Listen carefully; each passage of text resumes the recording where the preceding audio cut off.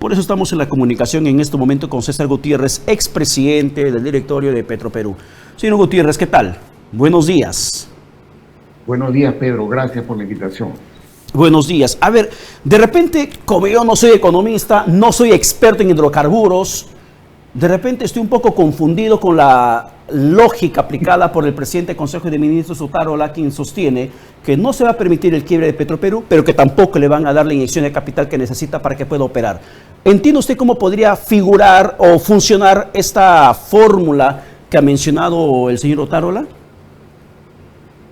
Mira, en la época de Alejandro Toledo tenía un primer ministro que lo traducía. Ahora necesitamos traducir al primer ministro, ¿no? ¿Qué es lo que ocurre? En CADE, el año pasado dijo, Petroperú es una empresa que ha cumplido su ciclo. Y no sé, yo decía en ese momento qué es lo que significa eso, ya la cerramos, ya no sirve para nada. Es una afirmación del primer ministro. Después dijo, pero no le vamos a dar apoyo. Ahora ratificado dice, no le vamos a dar aporte, pero vamos a impedir que quiebre, ¿no? Entonces, la confusión no solamente la tienes tú, ¿no? La tenemos todos, y yo creo que la tiene él también, ¿no? Entonces hay que empezar a traducir. Mira, cuando hablan de aporte, había dos cosas que había solicitado Petroperú. Una deuda que es de mayo del año 2022, 750 millones de dólares que dio el MEF, que está pidiendo capitalizarla, es decir, pónmela como aumento de capital, no te puedo devolver. Pero adicionalmente, pedían 1.150 millones de dólares de desembolso en efectivo con aumento de capital. Por lo que dice el presidente Otárola, eso no le daría. 750 más 1.150 da 1.900, no te doy eso. Eso es lo que está diciendo. Pero, aparte de eso, pedían 1.650 millones de dólares de garantías para deuda, para importaciones y otros. Entonces yo, como el primer Otárola ya hay que descifrarlo, entiendo que los 1.650 millones de dólares de garantía sí se los daría. O los 1.900 que no se lo puede dar aumento de capital, le podría dar también garantía para que se endeude. Eso queda flotando en el ambiente, ¿no?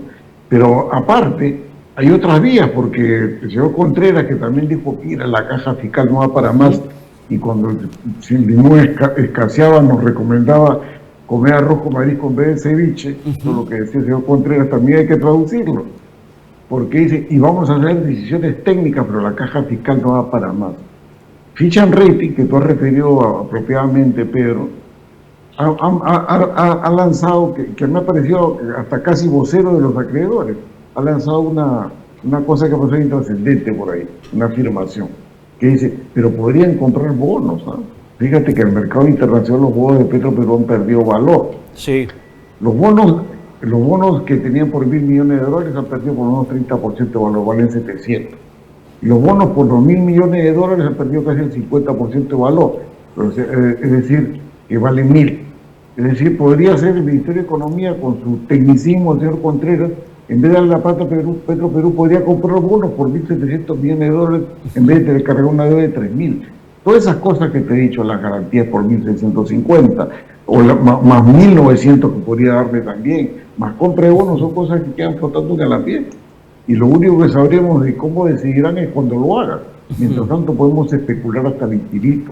La incertidumbre sigue, los acreedores quieren cobrar, la calificadora de riesgo lo baja en calificación, pero siguen diciendo Petroperú es importante en el mercado, a pesar de que solamente tiene 27% del mercado. Y las calificadoras que hacen bien en declasificar a Petroperú, pero también se preocupan mucho por los acreedores. Claro, los acreedores también dinero fresco. Claro, y señor Gutiérrez, y eso que acaba de mencionar usted de los acreedores, lo escuchó un experto hace unos días también, cuando se le preguntaba la posibilidad de que Petroperú sea privatizada.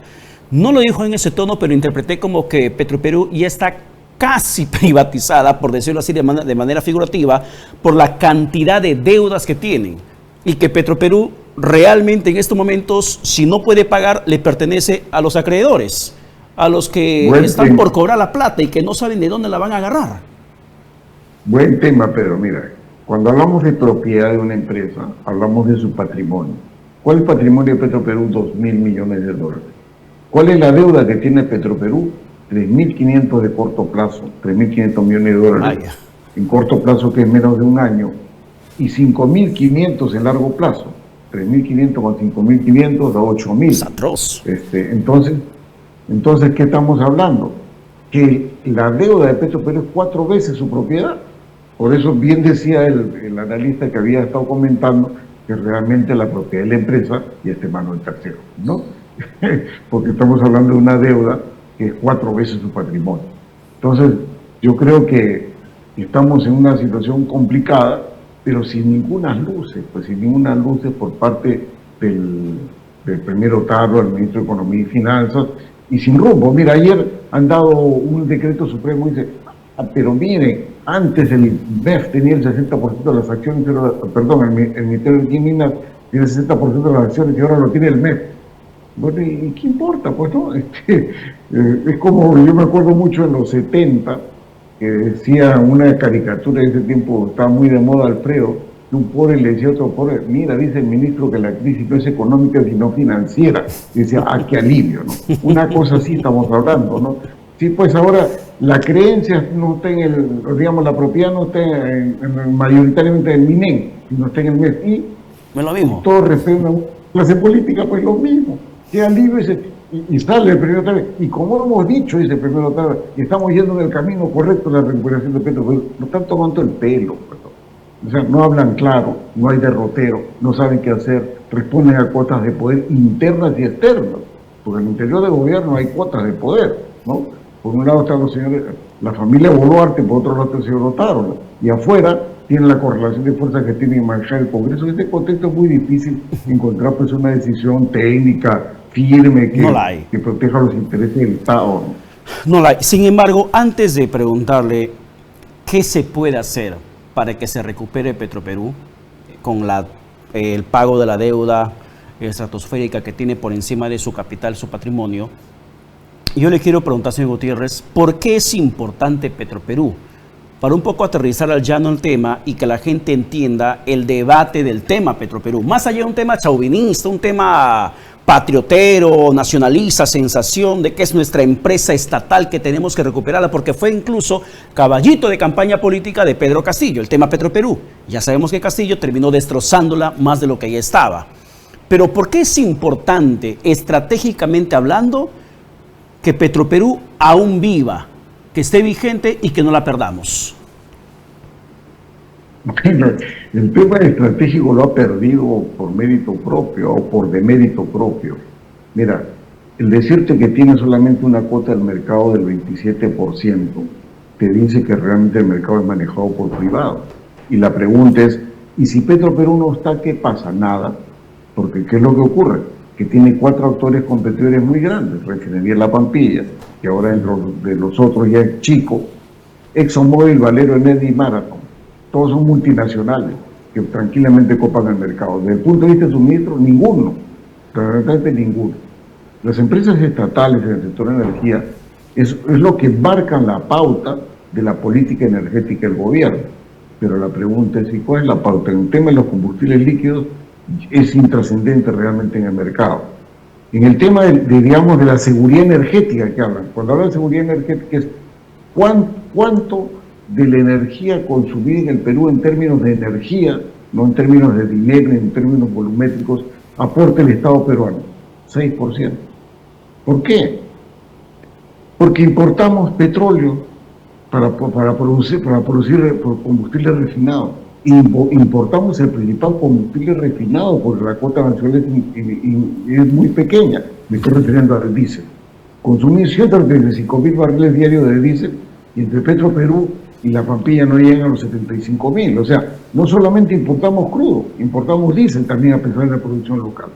Entonces el rol estratégico, el rol del suministrador principal ha perdido valor y eso es un demérito de los gobiernos sucesivos que lleva a esta situación. Ahora, ¿qué hacer? Las cuentas no están claras, pero, o sea, sabemos que deben 8.000 millones, no sé si será más. Tiene una auditora que parece que es imbatible en el mercado, durante 7 años consecutivos hace la auditoría, imbatible, ¿no?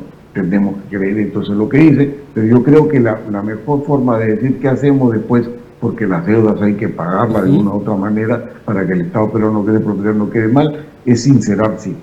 y no vas a tener cifras sinceradas hasta que haya un relevo. Y lamentablemente, no solamente es el relevo del directorio, sino de la Junta de Accionistas nombrado por un ministro de Estado, que está respondiendo a un designio político sin mano de análisis técnico. Todas las cosas que te he dicho, de los dichos del señor Contreras, de los dichos del señor Otárola, son meramente políticas, sin un trasfondo técnico.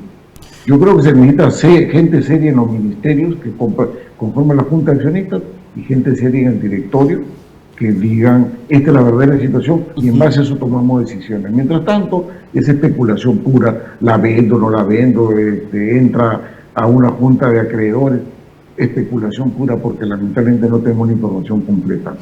¿Y qué pasa con los lotes que se dice que desde Perú Petro podría dársele de manera directa a Petroperú? ¿O para que vaya asociado un privado o para que vaya solo? ¿Esto podría ser un salvataje? Otro buen tema. Mira, Perú Petro, se ha desnaturalizado. Hablando ya en términos de la época, se ha desconfigurado, como dirían los muchachos respecto a las computadoras, ¿no?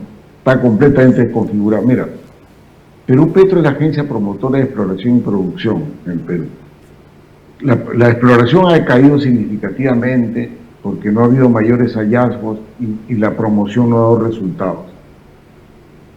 Perú Petro lo que debe buscar es que por vía de competencia entre actores interesados, buscar aquel que ofrezca las mejores condiciones en el mercado para que la producción no siga declinando y para conseguir nuevos productores. ¿Qué es lo que ha hecho Perú Petro? Otorgarle a dedo los lotes a Petroperú. Sí. Y sin ningún compromiso, o sea, los compromisos de inversión no existen. Dicen, no, porque es transitorio nomás. Dentro de 2 años decidimos. Dentro de 2 años ya no estarán, pues, lo que decidieron, ¿no? Y eso, de repente, entre 2 años, si encontramos otro gobierno endeble, diremos, le demos 2 años más, pues así viviremos. En esa condición, lotes petroleros otorgados con producción declinante, que es lo que ha entregado, y producción declinante por la antigüedad de los pozos, necesitan inversión. Y Petroperú no tiene dinero para inversión. Mira, ayer se ha publicado un decreto supremo del contrato de Petroperú, una empresa altanesa, para producir o volver a producir en un lote que está en la selva, que se llama el lote 192. Bueno, Petroperú tiene 39 y el socio tiene 61. Pero cuando veo los méritos del socio, que es una empresa altamoesa, que es una empresa que es canadiense, ciudadanos colombianos que han domiciliado a una persona jurídica en Canadá. Esa es la verdadera origen. No, porque yo mañana me voy y me junto con otro que no tiene más patrimonio que lo que decimos, nos domiciliemos en Estados Unidos y presento como empresa americana, ¿no? Es una empresa de ciudadanos colombianos que ha constituido una persona jurídica en Canadá, cuyos antecedentes como sociedad no es la explotación de ningún lote. Y ahora es el socio de Petroperú, el 61%. La gran interrogante es, ese lote necesita como $100 millones para ponerlo nuevamente en actividad. ¿Lo tendrán? Bueno, lo veremos, porque estos actores no van a decir cualquier cosa. Entonces, el tiempo nos dirá. Lo malo que el tiempo nos dirá, las situaciones se van agravando y no hay ninguna seriedad. Eso es lo que vamos viendo. Petroperú, sumamente endeudado, sin cuentas claras, y un Perú Petro completamente desconfigurado, que ha abdicado su rol promotor de la exploración y producción del Perú. Hace unos días también hace un par de semanas leí lo que dice Pedro Chira, el presidente y director de Petroperú. Y me parecía interesante lo que manifestaba, porque, señor Gutiérrez, mientras estamos hablando de la crisis en Petroperú, lo que está pasando, las malas decisiones para tener un socio en la explotación del 192 en la Amazonía, el señor Chira, una revista América Economía, sale y menciona lo siguiente, que Petroperú realmente es autosostenible, y más aún con el tema de la refinería de Talara, que se va a recuperar económicamente, que Petroperú con la explotación al 100% de la refinería de Talara va a ser nuevamente una empresa autosostenible. Pero a ello suma, por ejemplo, datos interesantes. Él menciona que Petroperú durante los últimos años, 22 años, generó utilidades acumuladas por cerca de 3.000 millones de soles, y que entre 2016 y 2023, con toda la crisis que se dice que existe, pero para ellos al parecer no, según lo que Pedro Chira sostiene, es que entre 2016 y 2023, Petroperú ha aportado más de 9.000 millones de dólares al país. Y uno dice, con semejante aporte, entonces, ¿por qué no se pagó deuda? ¿Por qué hablamos de una crisis que al parecer no existe, según la lectura del presidente y director de Petroperú? Eso se llama demagogia del más alto planaje, ¿no? ¿Por qué? Cuando habla del aporte de Petroperú hay que hablar de dos tipos de aportes, ¿no? El impuesto a la renta que genera. Es mínimo, pues, porque Petroperú históricamente, como un refinador, ha tenido utilidades netas del orden del 2 o 3% de sus ingresos brutos. Es baja. Es lo que se podía. Como dicen los españoles, es lo que hay. Pero cuando hablan de los aportes, ¿qué es lo que están contando? Pues el impuesto al rodaje, que puede haberlo aportado Petroperú cualquier operador, el impuesto selectivo al consumo, que es el aporte que podría dar Petroperú cualquier operador, o el IGB, que es por los combustibles. Entonces, cuando yo contabilizo eso lo puede generar Petroperú cualquiera. No hagamos demagogia. Y ahora, con respecto a que se recuperará ese autosostenible, bueno, en buena hora hay que demostrar porque es autosostenible, no le pida nada al fisco y ya estamos tranquilos, ¿no? Entonces, parece que no es tan autosostenible, porque le estoy pidiendo 1.900 millones de aumento de capital y 1.650 millones de línea de crédito. Ahora, cuando dice, pero nos vamos a recuperar, porque he escuchado también adeptos de Petroperú que dicen, pero los 1.900 lo va a devolver. Así, ¿dónde está el compromiso de devolución? Porque con aumento de capital, la única forma de devolver es que después haga una reducción de capital. ¿Hay algún compromiso de eso? No lo hay. Entonces, ¿pero qué están suponiendo? Que la refinería Talara va a tener un margen de $20 por barril. Ese es un margen extraordinario que ha crecido en el mundo a raíz de la crisis ucraniana con Rusia. Pero el antecedente, y para compararnos en la región, tenemos la refinería de Cartagena en Colombia, que es muy similar a la de Petroperú, aunque es de mayor capacidad, pero conceptualmente similar. Antes de la crisis ucraniana con Rusia, tu margen promedio era $10 por barril. Por su crisis ucraniana con Rusia dio 20. Cuando hablamos de sostenibilidad, hablamos de largo plazo. O sea, está pensando que la crisis ucraniana con Rusia va a ser permanente, va a durar 20 años. Pues yo creo que eso es una especulación, pues, claro, de más alto calibre. Y el largo plazo lo que nos decía es que el margen era 10. Cuando yo pongo un margen 20, que lo dice hasta Fitch and Rating, por eso digo, Fitch and Rating parece pues el vocero de los acreedores. Hace esa suposición que sencillamente es una demasiado optimista. Y yo le preguntaría a cualquier analista, incluido Fitch and Rating, Standard & Poor's o Moody's, ¿cuánto va a valer el petróleo en la próxima semana? Y nadie me va a decir una cantidad acertada, porque es un mercado sumamente especulativo. Entonces, especular que vamos a tener un margen de $20 por barril en los próximos 20 años es especulación pura. Así nos estamos manejando. Es bueno sincerar cifras, ser conservador. El largo plazo era 10, y dice, con 10, ¿qué genera? Genera $340 millones al año la refinería. ¿Y qué podría hacer con eso? Pagar los intereses de los bonos y pagar un crédito a una agencia de crédito de exportación española que se llama CESI. Pero no podrá juntar dinero para pagar $1.000 millones que se vence en 2032 y $2.000 millones que se vence en 2047. Eso es ser conservador, eso es ser realista. El resto es buenos deseos, y de buenos deseos no se libra. Bueno, está bastante claro que el rol estratégico de Petroperú sería que nos permita tener un mercado de combustibles mucho más eficiente en cuanto a la participación del Estado directamente en el tema de costos. Y el tema de combustibles es un impacto transversal, hacia abajo o hacia arriba, como en el caso del impuesto selectivo al consumo. Si nos aumentan el impuesto selectivo al consumo, todo va obviamente hacia arriba, aunque el ministro Contreras diga que eso no va a pasar. Y no entiendo tampoco la fórmula macroeconómica del ministro Contreras, que dice, te aumenta impuesto selectivo al consumo, pero tranquilos, que eso no va a repercutir en el incremento de precios. Bueno, yo no soy economista, reitero, pero la lógica me dice, si me estás aumentando impuestos, entonces alguien va a tener que también elevar el precio, porque nadie se va a comer el impuesto de forma gratuita. Pero eso es lo que tenemos en estos momentos en el país. Es que el ministro Contreras en sus sustituciones de una cosa por otra, como decía el ceviche por el arroz con mariscos o el arroz con el ceviche, como estamos poniendo impuestos selectivos al consumo de la cerveza, dirá, pues van a tomar alcohol, pues no, alcohol que venden seguramente en San Pablo, y ahí no pasa nada. Esa es su lógica de él. Pero en el caso de las bebidas alcohólicas o el cigarro, ese prácticamente lo que dicen es inelástico, no cambia la demanda porque más subes el impuesto. Igual, algo dejarás de comer, seguramente un plato más, pero el que toma alcohol toma, pues no, esos son mercados inelásticos. Entonces, miente, pues el señor Contreras tampoco no tiene ninguna credibilidad. Y eso no es porque yo lo diga, lo dicen los agentes económicos del mercado, que sencillamente no apuestan por la inversión privada. que eso es lo que hemos mostrado en su año de gestión, caída de la inversión privada, porque no le creen. Y el descrédito es tan grande que sencillamente la cosa va a empeorar desde el punto de vista de inversión, pero lamentablemente parece que el señor Otárola y el señor Contreras creen que está en el mejor de los mundos. No hay relevo ministerial. Este gabinete está completamente agotado, cero credibilidad, está complicando la economía. Como tú decías, Pedro, vamos a durar hasta el 2026, ojalá, ¿no? Ojalá que dure hasta el 2026, porque la economía se la están llevando por delante, y si duran, vamos a ver qué nos espera en 2026.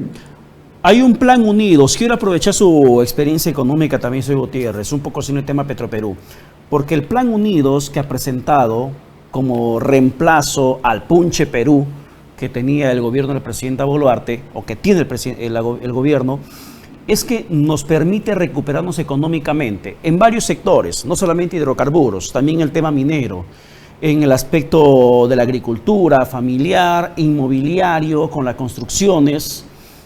¿Usted ha revisado ese plan sin duda alguna? ¿Cree que realmente nos va a marcar la pauta de recuperación económica? Pues, ¿no? Septiembre, octubre, porque él también ha demostrado ser buen titulero, el ministro Contreras, ¿no? Primero puso con Punche Perú y después salió con el Plan Unidos, ¿no?